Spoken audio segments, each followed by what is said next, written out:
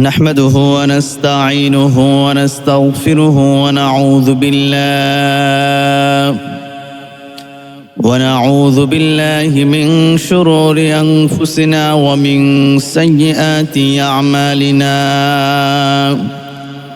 من يهد الله فلا مضل له ومن يضلله فلا هادي له الذي أرسله بالحق بشيرا ونذيرا وداعيا إلى الله بإذنه وسراجا وقمرا منيرا فقد قال الله تعالى في كلامه المجيد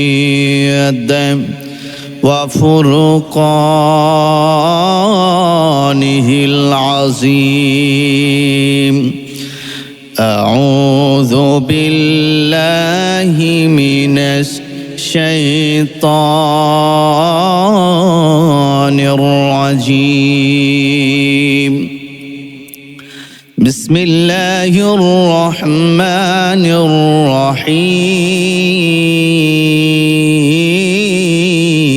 الرحيم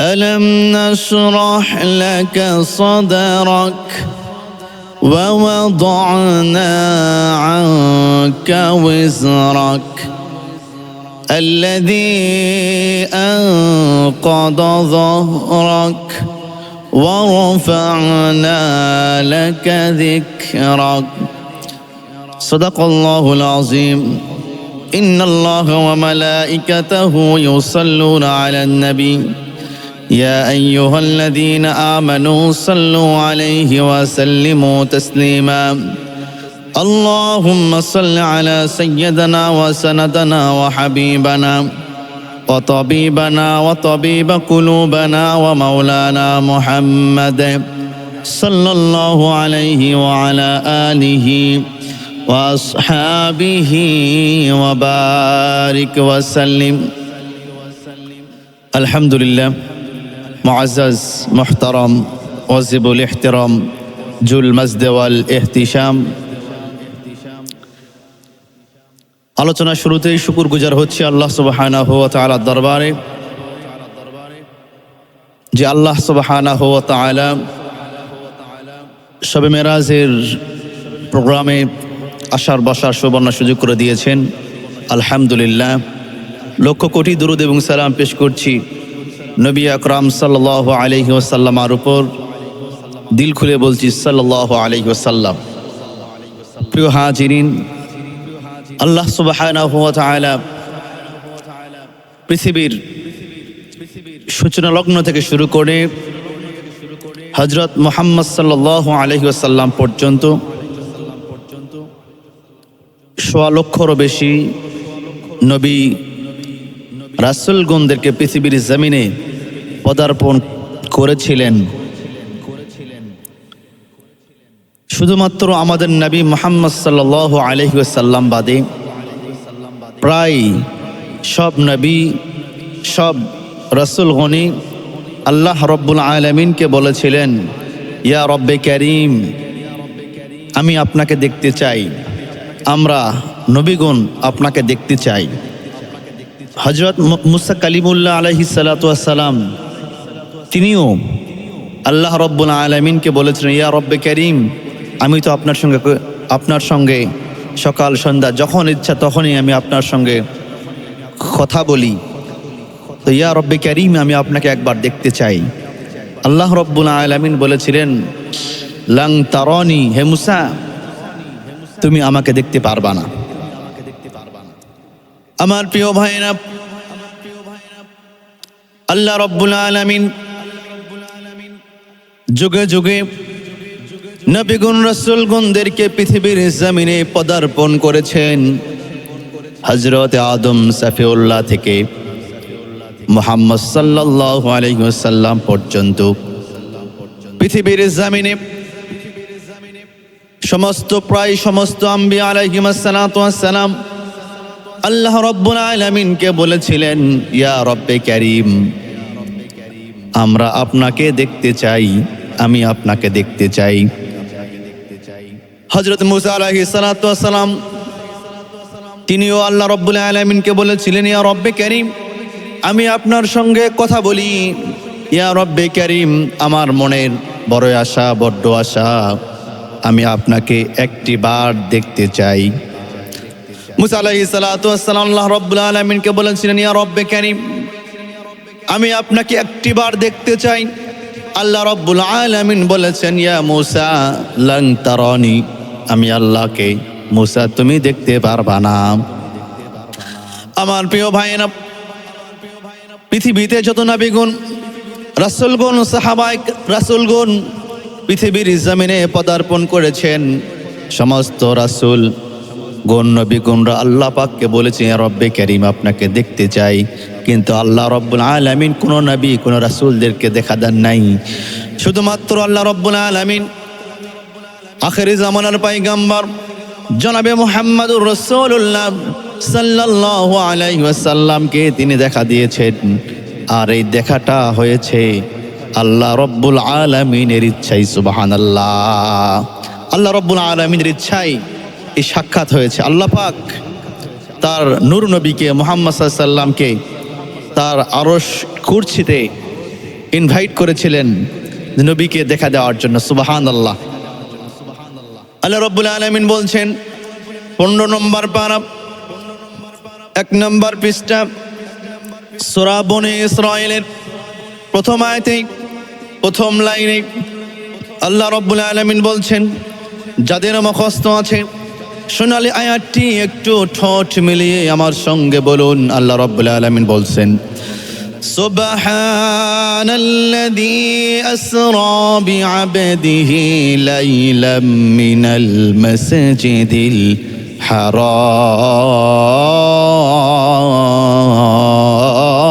হারাম।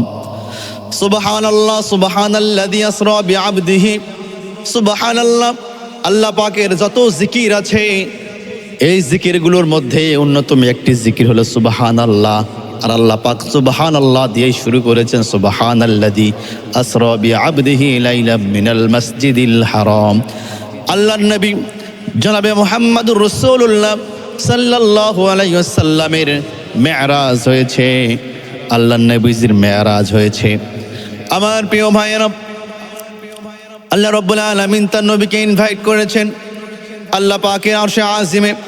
প্রথম আসমান, দ্বিতীয় আসমান, তৃতীয় আসমান, চতুর্থ আসমান, এইভাবে করতে করতে সপ্তম আসমান অতিক্রম করে আবার নবীজি আল্লাহ রাব্বুল আলামিন আরশ কুরসিতে গিয়ে লৌহে কলমে সমস্ত কিছু অতিক্রম করে আল্লাহ পাকের আরশে আজিমে গিয়ে আল্লাহর সঙ্গে দিদার হয়েছে। সুবহানাল্লাহ। আমার প্রিয় ভাইরা, মুআজ্জাজ মুহতারাম প্রিয় হাজিরিন, আল্লাহর নবী জনাব মুহাম্মদ সাল্লাল্লাহু আলাইহি ওয়াসাল্লাম তিনি মেরাজে যাবার পূর্বে নবী করিম সাল্লাল্লাহু আলাইহি ওয়াসাল্লামের ওপেন হার্ট সার্জারি হয়েছে, সিনা চাক হয়েছে, বক্ষ বিদীর্ণ হয়েছে।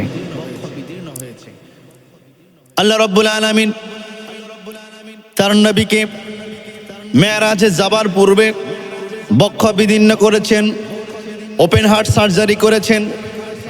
আল্লাহ রাব্বুল আলামিন বলছেন 30 নম্বর পারা সূরা আলাম নাশরাহ এর মধ্যে আল্লাহ রাব্বুল আলামিন বলছেন, আলাম নাশরাহ লাকা সাদরাক ওয়া ওয়াদা'না আনকা ওয়িজরাক আল্লাযী আনকাদা যাহরাক ওয়া রাফা'না লাকা যিকরাক।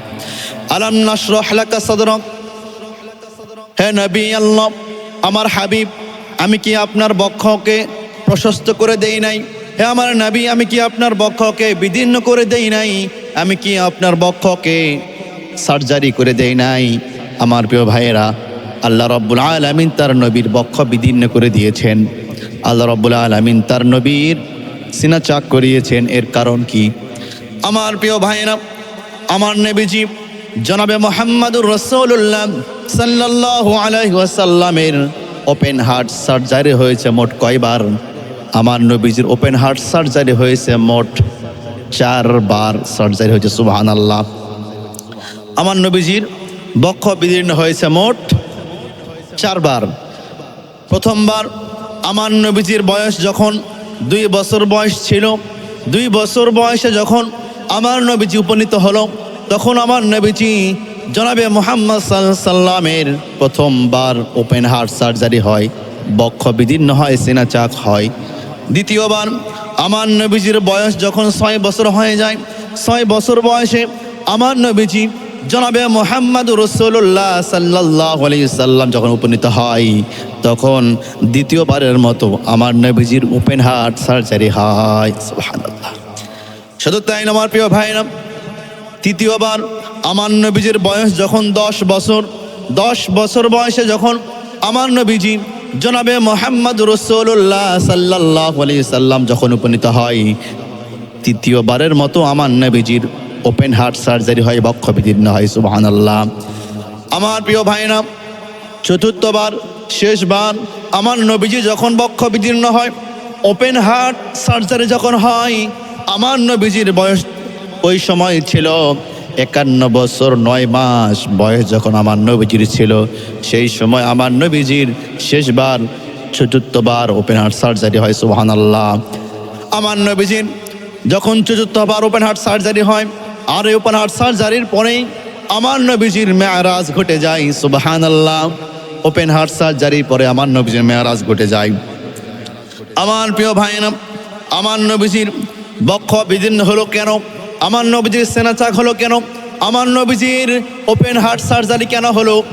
আমার প্রিয় ভাইরা, মুহাদ্দিসিন ইকরামরা, ফুকাহা আইজামরা, মুফাসসিরিন ইকরামরা তারা বর্ণনা করেন, তারা তাফসীর করেন, তারা বলেন, আমার প্রিয় ভাইরা, আল্লাহর নবী জনাবে মুহাম্মদুর রাসূলুল্লাহ সাল্লাল্লাহু আলাইহি ওয়াসাল্লামের ওপেন হার্ট সার্জারি হওয়ার কারণ হলো আল্লাহ রাব্বুল আলামিন আমার নবীজিকে নবুয়ত দান করেন।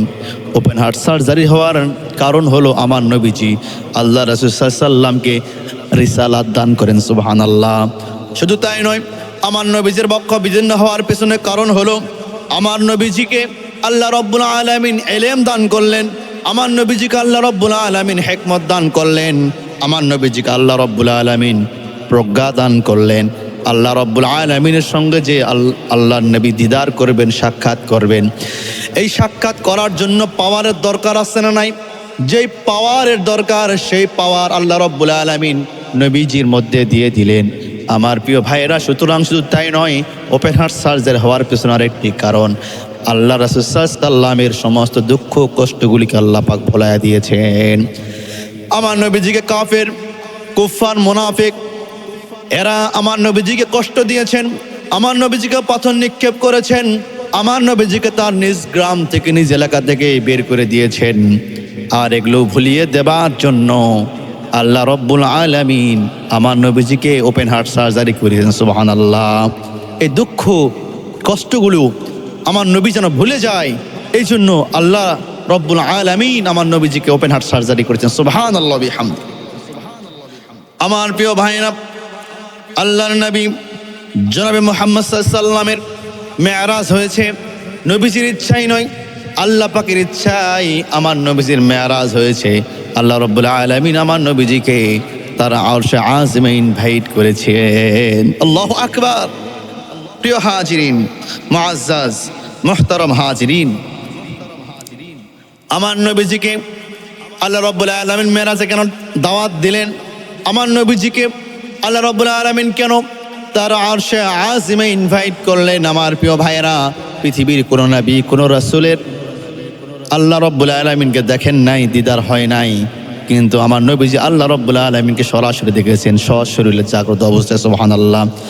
হাদিসের মধ্যে এসেছে, আমাদের যে 2 আঙ্গুলে আছে, এই আঙ্গুলের মাঝখানে যেমন ফাঁকা, আল্লাহ আর আল্লাহর রাসূলের মাঝে এমন ফাঁকা ছিল। সুবহানাল্লাহ।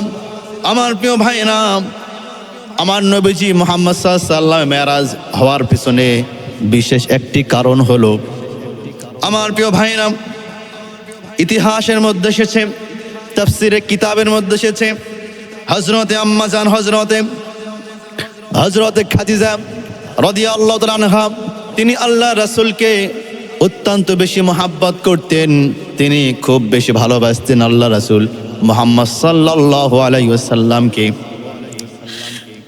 আমার নবীজির একের অধিক স্ত্রী ছিল, আমার নবীজির একের অধিক স্ত্রী ছিল। সমস্ত স্ত্রীরা আল্লাহ রাসূল সাল্লাল্লাহু আলাইহি সাল্লামকে বলতেন, ইয়া রাসূলুল্লাহ, ইয়া হাবিবাল্লাহ, আমাদের তো বয়স কম, আমাদের অনেকের বয়স 21 বছর, 25 বছর, 18 বছর, 16 বছর। আল্লাহর নবী, আপনি আমাদের নাম ধরে বেশি ডাকেন না, বারবার ডাকেন না, কিন্তু খাদিজার সে তো বৃদ্ধায় উপনীত হয়েছে, তার তো অনেক বয়স, আপনি কেন বারবার খাদিজার কথা কেন বলেন, আমরা জানতে চাই ইয়া রাসূলুল্লাহ। আমার নবীজি জনাবে মুহাম্মদুর রাসূলুল্লাহ সাল্লাল্লাহু আলাইহি ওয়াসাল্লাম তার প্রাণপ্রিয় স্ত্রীদেরকে বললেন, আমার প্রাণপ্রিয় স্ত্রীরা তোমরা শোনো, এই আমি বারবার কেন খাদিজা রাদিয়াল্লাহু আনহার কথা কেন বলি তোমরা জানতে চাইছো? আমার প্রাণপ্রিয় স্ত্রী তোমরা শোনো, আমি বারবার আমার প্রাণপ্রিয় স্ত্রী হযরতে খাদিজা রাদিয়াল্লাহু আনহার কথা বারবার এই কারণেই বলি, খাদিজার তার বয়স একটু বেশি হলেও সমস্যা নাই, এই খাদিজা হলো আমার কষ্টের দিনের সাথী। সুবহানাল্লাহ। খাদিজার কথা আমি বারবার বলি এই কারণে, খাদিজা হলো আমার দুঃখের দিনের সাথী, খাদিজা হলো আমার কষ্টের দিনের বন্ধু। আর তোমরা যারা স্ত্রীরা আমার আছো, আল্লাহ রাসূল সাল্লাম বললেন, তোমরা হচ্ছ আমার সুখের দিনের বন্ধু, সুখের দিনের সাথী। একটি হচ্ছে দুঃখের দিনের সাথী, আর একটি হচ্ছে সুখের দিনের সাথী।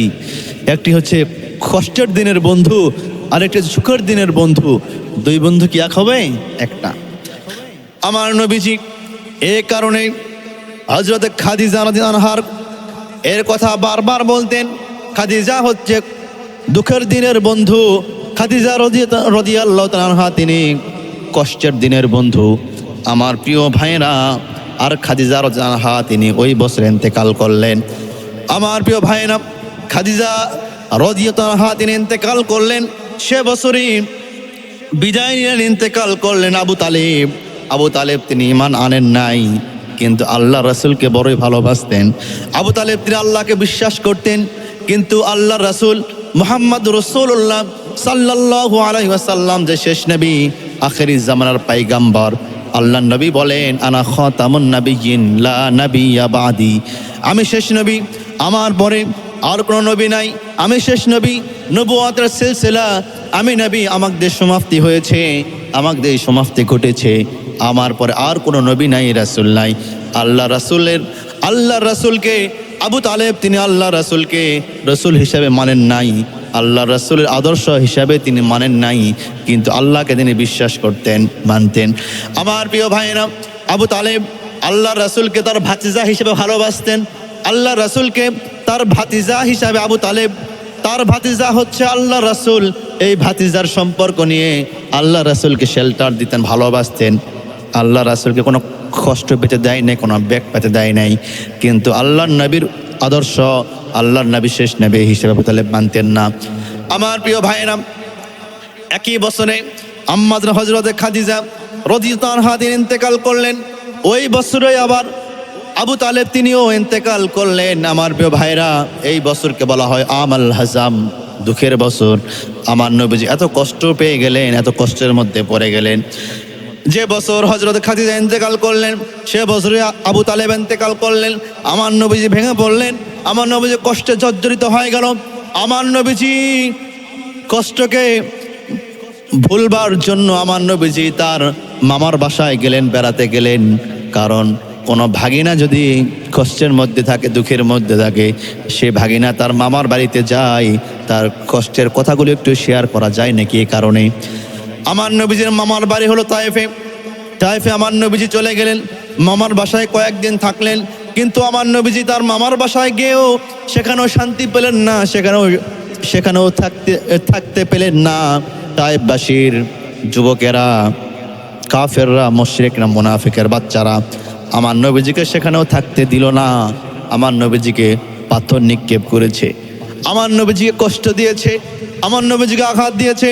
আমার নবীজির পিঠ মোবারক ফেটে গিয়েছে, আমার নবীজির পিঠ মোবারক থেকে রক্ত মোবারক প্রবাহিত হয়ে জমিনে পড়েছে। আমার নবীজির মাথা ফেটে গিয়েছে, আমার নবীজির মাথা মোবারক থেকে, আমার নবীজির শির মোবারক থেকে রক্ত জমিনে পড়েছে। তায়েফবাসীরা আমার নবীজিকে এত কষ্ট দিয়েছে। আমার নবীজি তায়েফবাসীদের অপমানিত হয়ে আমার নবীজি আবার সেখানে ফিরে আসলেন। আমার প্রিয় ভাইয়েরা, আল্লাহ রাব্বুল আলামিন যে আমার নবীজি কষ্ট পেয়েছেন এটা সহ্য হয় নাই। আল্লাহ রাব্বুল আলামিন আমার নবীজিকে ইনভাইট করলেন মেরাজের জন্য। সুবহানাল্লাহ। আল্লাহ রাব্বুল আলামিন বলেন, সুবহানাল্লাযী আসরা বিআবদিহি লাইলাম মিনাল মাসজিদিল হারাম ইলাল মাসজিদিল আকসা। আমার প্রিয় ভাইরা, আমার নবীজির যে দুঃখ কষ্টগুলি ভুলিয়ে দেবার জন্য আল্লাহ রাব্বুল আলামিন আমার নবীজিকে ইনভাইট করলেন। আমার প্রিয় ভাইরা, আমার নবীজি মেরাজে যাবার পূর্বে আমার নবীজি কোথায় ছিলেন? আমার প্রিয় ভাইরা, আমার নবীজি মেরাজে যাবার পূর্বে কোথায় ছিলেন এ বিষয়ে 3টি রওয়ায়াত আছে হাদিসের মধ্যে। আমার প্রিয় ভাইরা, এই হাদিসটি বুখারীতেও পাবেন, এই হাদিসটি মিশকাতুল মাসাবির মধ্যেও আপনারা পাবেন, আপনারা খুঁজবেন ইনশাআল্লাহ। আমার প্রিয় ভাইরা, আমার নবীজি জনাবে মুহাম্মদ রাসূলুল্লাহ সাল্লাল্লাহু আলাইহি ওয়াসাল্লাম মেরাজ যাবার পূর্বে আমার নবীজি উম্মে হানির ঘরে ছিলেন শয়ন অবস্থায়। সুবহানাল্লাহ। আমার নবীজি সেখানে একাই ছিলেন না, আমার নবীজির সঙ্গে আমার নবীজি মেরাজ যাবার পূর্বে কোথায় ছিলেন এ বিষয়ে 3টি রওয়ায়াত আছে। 1 নম্বর রওয়ায়াত হলো আমার নবীজি মেরাজ যাবার পূর্বে আমার নবীজি উম্মে হানির ঘরে ছিলেন, 1 নম্বর রওয়ায়াত। 2 নম্বর রওয়ায়াত হলো আমার নবীজি মেরাজ যাবার পূর্বে আমার নবীজি আবু তালেবের উপত্যকায় ছিলেন।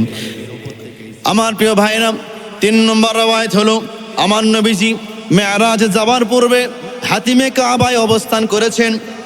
আমার প্রিয় ভাইরা, এই 3টি রওয়ায়াতকে সামনে রেখে এই 3টি রওয়ায়াতকে তাকদীম করেছেন বুখারী শরীফের ব্যাখ্যাকার আল্লামা বদরুদ্দিন আইনি রাহিমাহুল্লাহ। তিনি এই 3টি রওয়ায়াতকে সামনে রেখে 3টি রওয়ায়াতকে তাকদীম করে আল্লামা বদরুদ্দিন আইনি রাহিমাহুল্লাহ তিনি বলছেন, মেরাজের রজনীতে আল্লাহ রাসূল জনাবে মুহাম্মদ সাল্লাল্লাহু আলাইহি সাল্লাম প্রথম কিছু সময় আবু তালেবের উপত্যকায় আল্লাহর নবী ছিলেন। সুবহানাল্লাহ। আমার নবীজি প্রথম কিছু সময় আবু তালেবের উপত্যকায় ছিলেন। এরপরে 2য় রওয়ায়াতের কথা এরপরে ব্যাখ্যা করছেন বদরুদ্দিন আইনি রাহিমাহুল্লাহ, তিনি ব্যাখ্যা করছেন এরপরে কিছু সময় আমার নবীজি হাতিমে কাবায় ছিলেন, আর শেষ সময় আমার নবীজি উম্মে হানির ঘরে শয়ন অবস্থায় ছিলেন।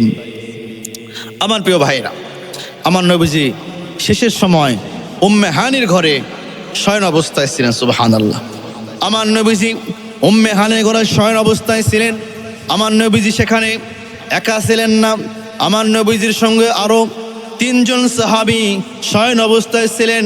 1 নম্বর হচ্ছে হযরত আমির হামজা রাদিয়াল্লাহু তাআলা আনহু, 2 নম্বর জাফর সাদিক রাদিয়াল্লাহু আনহু, 3 নম্বর হযরত আলী কাররামাল্লাহু ওয়াজহাহু, তিনারাও আল্লাহ রাসূল সাল্লাল্লাহু আলাইহি ওয়াসাল্লামের সঙ্গে শয়ন অবস্থায় ছিলেন। আমার প্রিয় ভাইরা, আমার নবীজি জনাবে মুহাম্মদ রাসূলুল্লাহ সাল্লাল্লাহু আলাইহি ওয়াসাল্লামের মেরাজ হয়েছে। মোট কয়বার মেরাজ হয়েছে এ বিষয়ে উলামায়ে কেরামদের মধ্যে ইশকাল আছে। আমার প্রিয় ভাইরা, তাফসীরে কিতাবের মধ্যে এসেছে, তাফসীরে জালালাইনের মধ্যে এসেছে, তাফসীরে বাইজাবির মধ্যে এসেছে আমার নবীজি জনাবে মুহাম্মদ রাসূলুল্লাহ সাল্লাল্লাহু আলাইহি ওয়াসাল্লামের সর্বমোট মেরাজ হয়েছে কয়বার?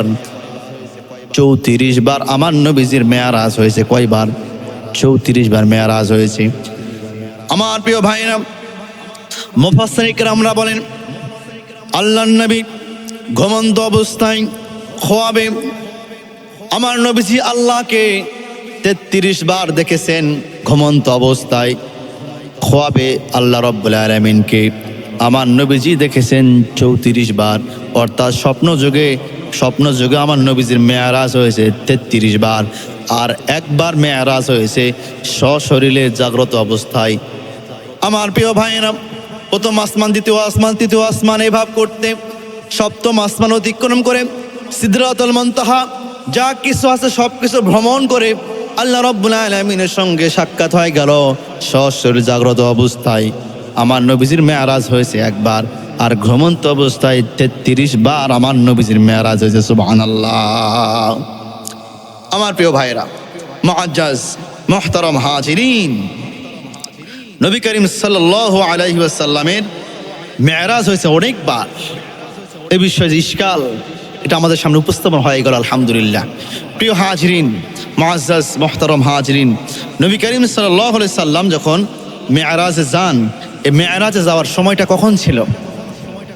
উলামা ইকরামরা বলছেন, মুতাকদ্দিমিন মুতাআখিরিন ফুদালা, এনারা বলছেন নবী করিম সাল্লাল্লাহু আলাইহি সাল্লাম যে মেরাজ হয়, এই মেরাজের সময়টা ছিল শেষ রাতের দিকে। সুবহানাল্লাহ।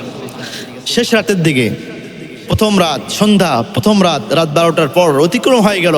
এই শেষ রাতের দিকে নবী করিম সাল্লাল্লাহু আলাইহি সাল্লামের মেরাজ ঘটে। সুবহানাল্লাহ বিহামদি। আমার প্রিয় ভাইরা, এরপরে আমার নবীজি 3 জন সাহাবীকে নিয়ে উম্মে হানির ঘরে শয়ন অবস্থায় ছিলেন। ইন দ্য মিন টাইম উম্মে হানির ঘরে 7টা ফুটা হয়ে গেল। হযরত জিবরাইল মিকাইল 2 ফেরেশতা উম্মে হানির ঘরে প্রবেশ করলেন। যাওয়ার পরে জিবরাইল আলাইহিস সালাতু ওয়াস মিকাইল আলাইহিস সালাতু ওয়াস সালাম জিবরাইলকে বলছেন, জিবরাইল ভাই, এখানকার মধ্যে মুহাম্মদ সাল্লাল্লাহু আলাইহি সাল্লামকে আল্লাহ পাক কার জন্য আমাদেরকে পাঠাইছেন? হযরতে জিবরাইল আলাইহিস সালাতু ওয়াস সালাম তিনি বললেন, এখানকার মধ্যে যে বেশি সুদর্শন, যে বেশি সুন্দর, যার ঘুমের সৌন্দর্যতা বেশি, সেই ব্যক্তির জন্য আল্লাহ রাব্বুল আলামিন আমাদেরকে পাঠিয়েছেন। হযরত মিকাইল আলাইহিস সালাতু ওয়াস সালাম বললেন, তাহলে অমুক ব্যক্তির কথা মনে আল্লাহ পাক বলেছেন। হযরত জিবরাইল আলাইহিস সালাতু ওয়াস সালাম মিকাইল আলাইহিস সালাতু ওয়াস সালাম আমার নবীজিকে উঠালেন। ওঠার পরে ওপেন হার্ট সার্জারি করলেন। আমার নবীজিকে উঠানোর পরে জমজম কুয়ার পাশে চলে গেলেন। যাওয়ার পরে সেখানে ওপেন হার্ট সার্জারি করলেন। ওপেন হার্ট সার্জারি করার পরে বুরাকে উঠালেন। আমার প্রিয় ভাইরা, বুরাকে ওঠার পরে আমার নবীজি মুহাম্মদ সাল্লাল্লাহু আলাইহি সাল্লামকে জিবরাইল আলাইহিস সালাতু ওয়াস সালাম প্রথম আসমানে নিয়ে গেলেন। আমার প্রিয় ভাইরা, প্রথম আসমানের দরজা খুলে দিলেন মালেক ফেরেশতা। প্রথম আসমানের দরজা খুলে দিলেন মালেক ফেরেশতা। সেখানে যাবার পরে দেখা হয়ে গেল হযরত আদম সাফিউল্লাহর সঙ্গে। দেখা হওয়ার সঙ্গে সঙ্গে আদম নবী মুহাম্মদ সাল্লাল্লাহু আলাইহি সাল্লামকে দেখে একটি মুচকি হাসি দিলেন। সুবহানাল্লাহ। মুচকি হাসি দেওয়ার পরে কথোপকথন হলো। হযরত আদম আলাইহিস সালাতু ওয়াস সালাম ডান দিকে তাকালেন, মুচকি হাসি দিলেন, মনটা ভালো হয়ে গেল। কিছুক্ষণ পরে বাম দিকে তাকালেন, মনটা খারাপ হয়ে গেল। 2 চক্ষু দিয়ে অশ্রু বেয়ে বেয়ে পড়ছে। আল্লাহর নবী জনাবে মুহাম্মদ সাল্লাল্লাহু আলাইহি সাল্লাম তিনি বললেন, এ আদম সাফিউল্লাহ আব্বাজান, আপনার কি হলো? আপনি ডান দিকে তাকালেন, আপনার মনটা খুশি হয়ে গেল। আপনি ডান দিকে তাকালেন, মুচকি হাসি দিলেন। বাম দিকে তাকালেন, আপনার মুখমণ্ডলটি লাল হয়ে গেল। আপনি বাম দিকে তাকালেন, মনটা খারাপ হয়ে গেল। বাম দিকে তাকালেন, 2 চক্ষু দিয়ে অশ্রু বেয়ে বেয়ে পড়ল। ইয়া নবী আল্লাহ আদম সাফিউল্লাহ, এর হাকিকত কি? জানতে চাই, কি হয়েছে বলেন। আদম আলাইহিস সালাতু ওয়াস সালাম বললেন, শোনো আমার সন্তান, শোনো, শেষ নবী তুমি শোনো। ডান দিকে তাকালাম, আমি দেখতে পেলাম আমার সন্তানেরা তারা জান্নাতের মধ্যে বসবাস করছে, হাসি খুশিতে আছে। এটা দেখে আমার মনটা প্রফুল্ল হয়ে গেল, মনটা ভালো হয়ে গেল, মুচকি হাসি দিয়ে দিলাম। আর যখনই আমি বাম দিকে তাকালাম, দেখলাম আমার কিছু সন্তানেরা তারা জাহান্নামের আগুনে পুড়ছে। এটা দেখে আমার মনটা খারাপ হয়ে গেল। আমার প্রিয় ভাইনা, আল্লাহ রাব্বুল আলামিন তো আমার নবীজিকে পাঠিয়েছেন রাহমাতাল লিল আলামিন হিসাবে। আল্লাহ রাব্বুল আলামিন বলছেন, ওয়ামা আরসালনাকা ইল্লা রাহমাতাল লিল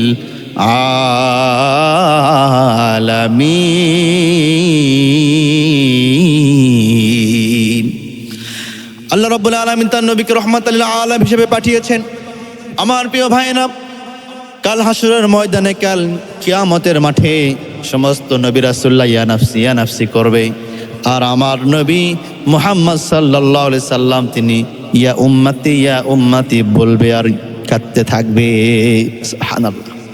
প্রিয় হাজিরিন, আমার নবীজি উম্মতদের জন্য পৃথিবীতে যখন বেঁচে ছিলেন তখনও কেঁদেছেন, দোয়া করেছেন, ইন্তেকাল করেছেন। আমার নবীজি তিনিও ইয়া উম্মতি বলে কাঁদছেন, এখনো কাঁদছেন। আমার নবীজি হচ্ছে রাহমাতাল লিল আলামিন। আমার প্রিয় ভাইরা, হযরত জিবরাইল আলাইহিস সালাতু ওয়াস সালাম আল্লাহর নবীকে নিয়ে বাইতুল মুকাদ্দাসে চলে গেলেন। বাইতুল মুকাদ্দাসে যাওয়ার পরে সেখানকার সমস্ত ফেরেশতাদেরকে জিবরাইল আলাইহিস সালাতু ওয়াস সালাম ডাকলেন এবং সমস্ত নবী, সমস্ত রাসূলুল্লাহ সেখানে উপস্থিত হয়ে গেল। হযরত জিবরাইল আলাইহিস সালাতু ওয়াস সালাম বাইতুল মুকাদ্দাসের পাশে একটা পাথর আছে, পাথরের উপর দাঁড়িয়ে গেলেন। দাঁড়িয়ে যাবার পরে জিবরাইল আলাইহিস সালাতু ওয়াস সালাম তিনি নিজেই মুয়াজ্জিন হয়ে আযান দিলেন। সুবহানাল্লাহ। জিবরাইল আলাইহিস সালাতু ওয়াস সালাম তিনি নিজেই মুয়াজ্জিন হলেন, মুয়াজ্জিন হয়ে তিনি আযান দিলেন। সুবহানাল্লাহ বিহামদি। তিনি আযান দিলেন, উঁচু জায়গায় উঠে আযান দিলেন। আযান সমাপ্তি হয়ে গেল। সমস্ত নবী রাসূলগণ তারা সারিবদ্ধ হয়ে গেল নামাজ আদায় করবে। সমস্ত ফেরেশতারা সারিবদ্ধ হয়ে গেল নামাজ আদায় করার জন্য। ইমাম কে হবেন, ইমাম এই বিষয়টা নিয়ে ইশকাল শুরু হয়ে গেল। অনেকেই ভাবতেছেন হয়তো বা আদি পিতা আদম আলাইহিস সালাতু ওয়াস সালাম তিনি হয়তো বা ইমাম হবেন, কিন্তু তার হলো না। অনেকে ভাবতেছেন মিল্লাতা আবিকুম ইব্রাহিম হুয়া সাম্মাকুমুল মুসলিমিন, সমস্ত মুসলমান জাতির পিতা হযরত ইব্রাহিম আলাইহিস সালাতু ওয়াস সালাম তিনি হয়তোবা আজকেই নামাজের ইমামতি করবেন, এটাও আর হলো না। অনেকে ভাবছেন হয়তোবা মুসা কালিমুল্লাহ ইনি হয়তোবা আজকে নামাজের ইমামতি করবেন, কিন্তু মুসা নবীও ইমাম হলেন না। আল্লাহ রাব্বুল আলামিন ওহী পাঠালেন জিবরাইলের কাছে, ওহী পাঠালেন। জিবরাইল আলাইহিস সালাতু ওয়াস সালাম বললেন, ইয়া রাসূলুল্লাহ, ইয়া হাবিবাল্লাহ। আল্লাহ রাব্বুল আলামিন ওহী পাঠাইলেন। আল্লাহ রাব্বুল আলামিন বলছেন এই নামাজের ইমাম হবে মুহাম্মদ রাসূলুল্লাহ সাল্লাল্লাহু আলাইহি ওয়াসাল্লাম। আল্লাহর নবী সেখানে ইমাম হলেন। আর সমস্ত আম্বিয়া আলাইহিস সালাতু ওয়াস সালাম, সমস্ত আম্বিয়া আলাইহিস সালাতু ওয়াস সালাম তারা মুসল্লি হলেন, তারা ইক্তেদা করলেন। সমস্ত আসমানের সব ফেরেশতারা সেখানে নামাজ পড়লেন, 2 রাকাত নামাজ সমাপ্তি করলেন। আমার প্রিয় ভাইরা, নামাজ যখন সমাপ্তি হয়ে গেল, হযরত জিবরাইল আলাইহিস সালাতু ওয়াস সালাম আমার নবীজি জনাবে মুহাম্মদুর রাসূলুল্লাহ সাল্লাল্লাহু আলাইহি ওয়াসাল্লামকে নিয়ে প্রথম আসমান অতিক্রম করলেন, দ্বিতীয় আসমানে চলে গেলেন। 2 নম্বর আসমানে যখন গেলেন সেখানে গিয়ে দেখা হয়ে গেল হযরত ঈসা আলাইহিস সালাতু ওয়াস সালাম এবং হযরত ইয়াহইয়া আলাইহিস সালাতু ওয়াস সালামের সঙ্গে দেখা হয়ে গেল। ঈসা আলাইহিস সালাতু ওয়াস সালাম আর ইয়াহইয়া আলাইহিস সালাতু ওয়াস সালাম আল্লাহর নবীকে দেখে বড় খুশি হয়ে গেল। আল্লাহর নবীকে বললেন, ইয়া রাসূলুল্লাহ, ইয়া হাবিবাল্লাহ, আমি লক্ষ লক্ষ বার আমি দোয়া করেছি আল্লাহর কাছে। আমি আল্লাহকে বলেছি, ইয়া রব্বে কারীম, আমাকে নবী না বানাইয়া, আমাকে রাসূল না বানাইয়া আপনি শেষ নবীর উম্মত হিসেবে যদি আমাকে পাঠাইতেন, আমি ঈসা নিজেকে বড়ই ধন্য মনে করতাম। আল্লাহ পাক আমার এই দোয়াটা কবুল করেছেন। সুবহানাল্লাহ। আমার প্রিয় ভাইরা, হযরত আদম সাফিউল্লাহ থেকে ঈসা রুহুল্লাহ পর্যন্ত যত নবী রাসূলগণ পৃথিবীর জমিনে আগমন করেছিলেন, প্রায় সব নবীরাই আল্লাহ পাককে বলেছেন, ইয়া রব্বে কারীম, আমাকে নবী না বানাইয়া, আমাকে রাসূলুল্লাহ বানাইয়া আপনি শেষ নবীর উম্মত হিসাবে যদি আমাকে পাঠাইতেন, আমি নিজেকে বড়ই ধন্য মনে করতাম। কিন্তু আল্লাহ পাক কোন নবী, কোন রাসূলদের দোয়াকে মুনাজাতকে মঞ্জুর করে নাই, শুধুমাত্র আমি ঈসা, আমার এই দোয়াটা আল্লাহ রাব্বুল আলামিন মঞ্জুর করে নিয়েছে। প্রিয় হাজিরিন, ঈসা আলাইহিস সালাতু ওয়াস সালাম তিনি মৃত মানুষকে জীবিত করতে পারতেন। সুবহানাল্লাহ। কুম বিইজনিল্লাহ বললেই জীবিত হওয়া যেত। প্রিয় হাজিরিন, সময় শর্ট, আমি সংক্ষেপ করে শেষ করছি ইনশাআল্লাহ। আমার প্রিয় ভাইরা, এরপরে হযরতে জিবরাইল আলাইহিস সালাতু ওয়াস সালাম দ্বিতীয় আসমান অতিক্রম করে তৃতীয় আসমানে চলে গেলেন। তৃতীয় আসমানে যাওয়ার পরেই হযরতে ইউসুফ আলাইহিস সালাতু ওয়াস সালামের সঙ্গে সাক্ষাৎ হয়ে গেল। ইউসুফ আলাইহিস সালাতু ওয়াস সালামের সঙ্গে কথোপকথন হচ্ছে। আমার প্রিয় ভাইরা, কিতাবের মধ্যে এসেছে ইউসুফ আলাইহিস সালাতু ওয়াস সালামকে আল্লাহ রাব্বুল আলামিন অনেক সুন্দর করে বানিয়েছেন, সুদর্শন সুন্দর করে সৃষ্টি করেছেন। কিতাবের মধ্যে আমরা পড়েছি হযরতে জুলাইখা তিনি ইউসুফের প্রেমে পাগল হয়েছেন। জুলাইখা তিনি ইউসুফকে আপন করে পাবার জন্য অনেক আভ্যন্তরীণভাবে প্রকাশ্যভাবে ষড়যন্ত্র করেছিল। আমার প্রিয় ভাইয়েরা, জুলাইখার সময়ে শত শত মেয়ে ইউসুফ আলাইহিস সালাতু ওয়াস সালামকে দেখে তাদের আঙ্গুলি কেটে ফেলেছিল। সুবহানাল্লাহ। আমার প্রিয় ভাইরা, এখন প্রশ্ন, তাহলে ইউসুফ আলাইহিস সালাতু ওয়াস সালাম যদি এত সুন্দর হয়, তাহলে মুহাম্মদ সাল্লাল্লাহু আলাইহি ওয়াসাল্লাম কতই না সুন্দর। কিতাবের মধ্যে বর্ণনা হয়েছে হযরত ইউসুফ আলাইহিস সালাতু ওয়াস সালামের ওই জামানাতে, ওই 100 বছরে, ওই এক যুগে যত মানুষ আসবে সমস্ত মানুষ থেকে ইউসুফ নবী বেশি সুন্দর। সুবহানাল্লাহ। কিন্তু আমার নবীর বিষয়ে বলা হয়েছে, আমার প্রিয় ভাইরা, পৃথিবীর সূচনা লগ্ন থেকে শেষ লগ্ন পর্যন্ত পৃথিবীতে যত মানুষ আসবে সব মানুষের থেকে আমার নবীজি 1000 গুণে বেশি সুন্দর। সুবহানাল্লাহ। আমার নবীজি পৃথিবীর প্রথম দিন থেকে নিয়ে শেষ দিন পর্যন্ত যত মানুষ আগমন করবে সমস্ত মানুষ থেকে, সমস্ত নবী রাসূল থেকে আমার নবীজি হচ্ছে শ্রেষ্ঠ সুন্দর। সুবহানাল্লাহ বিহামদি। আমার প্রিয় ভাইরা, কিতাবের মধ্যে বর্ণনা হয়েছে ইউসুফ আলাইহিস সালাতু ওয়াস সালামকে যদি হাত কেটে ফেলা হয়, আমার নবীকে যদি একবার কেউ দেখে তার কলিজা যদি ছিঁড়ে ফেলা হয়, এরপরেও আমার নবীজির দিকে মানুষেরা তাকিয়েই থাকবে। সুবহানাল্লাহ। আমার প্রিয় ভাইরা, এরপরে হযরতে মুহাম্মদ সাল্লাল্লাহু আলাইহি সাল্লামকে চতুর্থ আসমানে নিয়ে গেল। ইদ্রিস আলাইহিস সালাতু ওয়াস সালামের সঙ্গে দেখা হয়ে গেল। ইদ্রিস নবীর অনেক ধৈর্য ছিল। আমার প্রিয় ভাইরা, সুতরাং এখান থেকে শিক্ষা হলো আমরা মুসলমান, আমাদেরও ধৈর্য রাখার দরকার আছে না নাই? ধৈর্য রাখতে হবে, প্রতিটা কাছে ধৈর্য। পঞ্চম আসমানে আমার নবীজি গেলেন, সেখানে হারুন আলাইহিস সালাতু ওয়াস সালামের সঙ্গে দেখা হয়ে গেল। ষষ্ঠ আসমানে গেল, আমার নবীজির সঙ্গে দেখা হয়ে গেল। মুসা কালিমুল্লাহ আলাইহিস সালাতু ওয়াস সালামের দেখা হয়ে গেল। এরপরে আমার প্রিয় ভাইয়েরা, হযরত মুহাম্মদ সাল্লাল্লাহু আলাইহি ওয়াসাল্লাম সপ্তম আসমানে গেল। সপ্তম আসমানে যাওয়ার পরে হযরতে জাতির পিতা ইব্রাহিম আলাইহিস সালাতু ওয়াস সালামের সঙ্গে দেখা হয়ে গেল। সুবহানাল্লাহ। আমার প্রিয় ভাইয়েরা, এরপরে আমার নবীজি সিদরাতুল মুনতাহা চলে গেলেন। এই সিদরাতুল মুনতাহা আল্লাহ রাব্বুল আলামিন যাহা কিছু সৃষ্টি করেছেন, সাতবক আসমান, সাতবক জমিন, আরশ, কুরসি, লৌহ কলম, যা কিছু সৃষ্টি করেছেন সমস্ত সৃষ্টির লাস্ট বর্ডার হচ্ছে, শেষ বর্ডার হচ্ছে সিদরাতুল মুনতাহা। সুবহানাল্লাহ। আল্লাহ পাক যা কিছু সৃষ্টি করেছেন এই সৃষ্টির শেষ সীমানা হচ্ছে সিদরাতুল মুনতাহা। আল্লাহু আকবার। আমার প্রিয় ভাইয়েরা, এই বিষয়ে আল্লাহ রাব্বুল আলামিন বলেছেন, ইনদা সিদরাতিল মুনতাহা ইনদাহা জান্নাতুল মাআওয়া। আর এই সিদরাতুল মুনতাহার পাশে হচ্ছে জান্নাতুল মাওয়া। সুবহানাল্লাহ। আমার প্রিয় ভাইরা, আল্লাহ রাব্বুল আলামিন যে আরশে আজিম আছে, এই আরশে আজিমের নিচেই হলো জান্নাতুল ফেরদাউস। এই জান্নাতুল ফেরদাউস সবচাইতে বড় জান্নাত, আর এই জান্নাতটি হলো আল্লাহ পাকের আরশে আজিমের নিচেই। আমার প্রিয় ভাইরা, সুতরাং আল্লাহ পাক যা কিছু সৃষ্টি করেছেন সৃষ্টির শেষ সীমানা হলো সিদরাতুল মুনতাহা। প্রিয় হাজিরিন, আল্লাহ রাব্বুল আলামিনের যে মেরাজ হয়েছে, এই বিষয়ে যে বিশ্বাস করবে না সে হয়ে যাবে কাফের। আল্লাহ নবীর যে মেরাজ হয়েছে, এই মেরাজ সম্পর্কে যার দ্বিমত থাকবে, যে বিশ্বাস করবে না সে কাফের, আর যে বিশ্বাস করবে সে হলো ইমানদার, সে হলো মুমিন।